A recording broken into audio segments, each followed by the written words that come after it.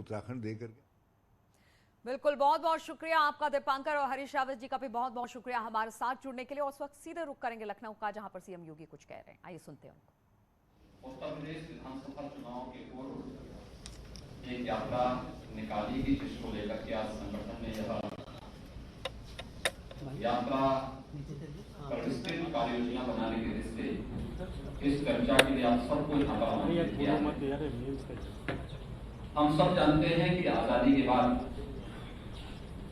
मोदी जी ने देश की परंपरागत चली आ रही राजनीति को, जो भाई भतीजावाद, क्षेत्रवाद, भाषावाद, जातिवाद, मत और मजहब के दायरे में कैद होकर के रह गई थी, उसे गांव के लिए, गरीब के लिए, किसान के लिए, नौजवान के लिए, महिलाओं के लिए, गरीब कल्याण के लिए और एक नए भारत के रूप में स्थापित करने के लिए जिस अभियान को आगे बढ़ाया, आज वह प्रत्येक नागरिक की जबान पर सुनते हुए मिलता है। मुझे आश्चर्य कर रहा हूं जब मीडिया वर्तमान में किसी व्यक्ति के प्रति पूछता है तो भले ही राजनीतिक दलों के लोग न बोल रहे हों, लेकिन एक कॉमन में केंद्र सरकार और प्रधानमंत्री मोदी जी की गरीब कल्याण योजनाओं की मुक्त कंठ से सराहना करता है। जितना कार्य हुआ है और जो उपलब्धियां हासिल की है, स्वाभाविक रूप से केंद्र सरकार के द्वारा योजनाएं बनाना, राज्य सरकार के द्वारा उन योजनाओं के साथ जुड़ना और जुड़ने के साथ साथ अंतिम पायदान पर बैठे हुए व्यक्ति तक उन योजनाओं को पहुंचाने का कार्य करना। 2017 के पहले जो उत्तर प्रदेश इन सभी योजनाओं में 17, 25, 30 या 36वें स्थान पर रहता था, आज केंद्र सरकार की लगभग 50 ऐसी योजनाएं हैं जिनपे उत्तर प्रदेश नंबर 1 पर है। उत्तर प्रदेश के पास है इस उपलब्धियों का मतलब उत्तर प्रदेश ने उतने लाभार्थियों तक सफलतापूर्वक योजनाओं को पहुंचाया है। तो स्वाभाविक रूप से चाहे वह गरीब कल्याणकारी योजनाएं हो, 2017 के पहले उत्तर प्रदेश की कानून व्यवस्था की स्थिति किस हाल में किस रूप में बदहाल थी।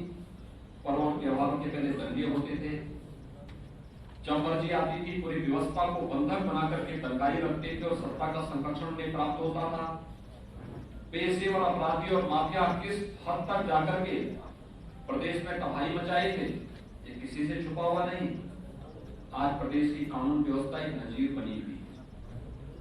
ऐसे ही इंफ्रास्ट्रक्चर डेवलपमेंट के लिए 1947 से लेकर 2017 तक उत्तर प्रदेश में 1.5 एक्सप्रेसवे बन पाए थे और वर्तमान में 6 एक्सप्रेसवे के साथ उत्तर प्रदेश कार्य कर रहा है।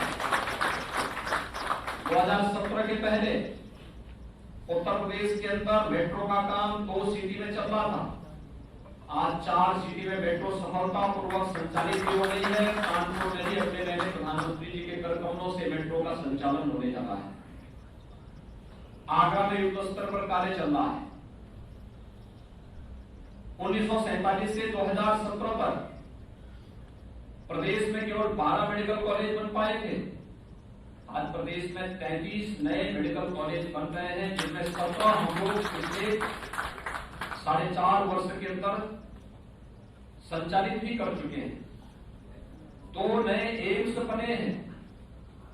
प्रदेश के अंदर हेल्थ इंफ्रास्ट्रक्चर का अंदाजा इसी से आप लगा सकते हैं कि जिस प्रदेश को देश के विकास में बाधक माना जाता था, जो हर एक क्षेत्र में न केवल एक नई बढ़त के साथ आगे बढ़ रहा है, बल्कि कोरोना के बेहतरीन प्रबंधन का एक उदाहरण भी प्रस्तुत किया है। जब केंद्र और प्रदेश सरकार एक विचारधारा की एक पार्टी की होती है तो डबल इंजन की सरकार का लाभ कैसे प्राप्त होता है, ये हम सब के सामने है।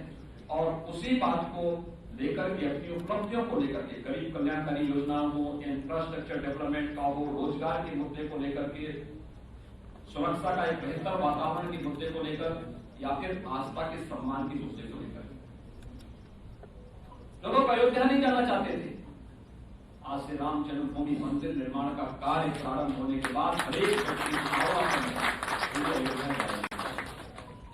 काशी एक नए कलेवर और एक नई काया के साथ विश्व पटल पर छाती हुई दिखाई दे रही है। प्रयागराज का कुंभ, दिव्य और भव्य कुंभ की परंपरागत उन व्यवस्थाओं में जिसमें गंदगी दिखती थी, अव्यवस्था दिखती थी, असुरक्षा का भाव दिखता था, असुरक्षा, सुव्यवस्था और स्वच्छता का एक नया मानक स्थापित करके दिव्य और भव्य कुंभ के रूप में स्थापित होता है।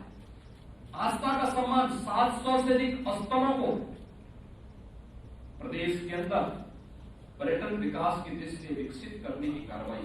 कौन ऐसा जनपद है, कौन ऐसी विधानसभा सीट है जहां पर कोई एक न एक महत्वपूर्ण केंद्र को जो हमारी पौराणिक, ऐतिहासिक या सांस्कृतिक विरासत का प्रतीक था, उन सबको विकसित करके उत्तर प्रदेश में आस्था को सम्मान देने का काम न हुआ।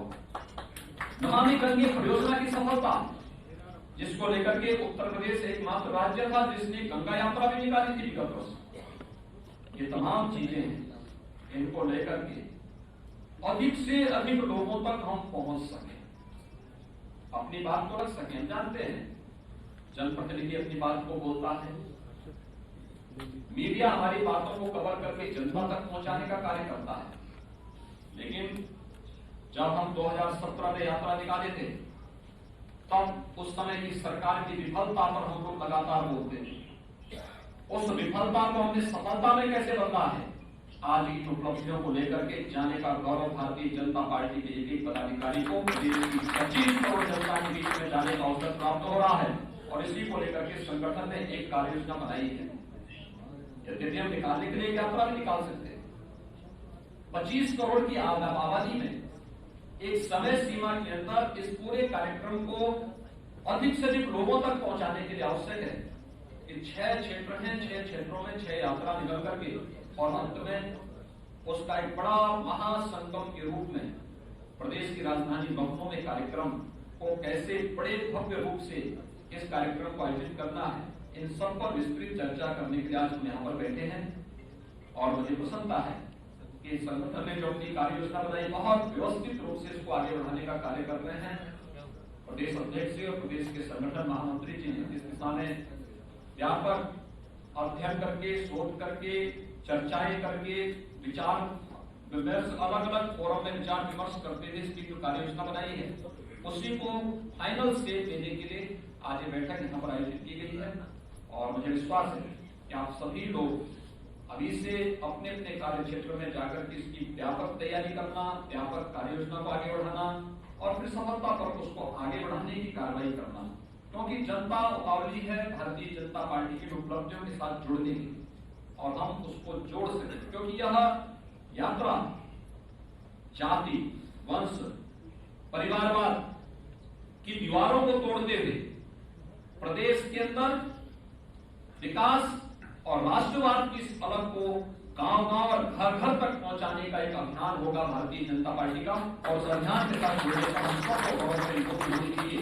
इस विश्वास के साथ मैं इस अवसर पर एक बार फिर से मंचस्थ अपने प्रदेश के जो चुनाव के प्रभारी हैं, माननीय केंद्रीय मंत्री माननीय श्री धर्मेंद्र प्रधान जी का, अन्य सम्मानित गणमान्य अतिथियों का, आप सभी उपस्थित पदाधिकारियों का एक बार फिर से स्वागत और अभिनंदन करता हूं।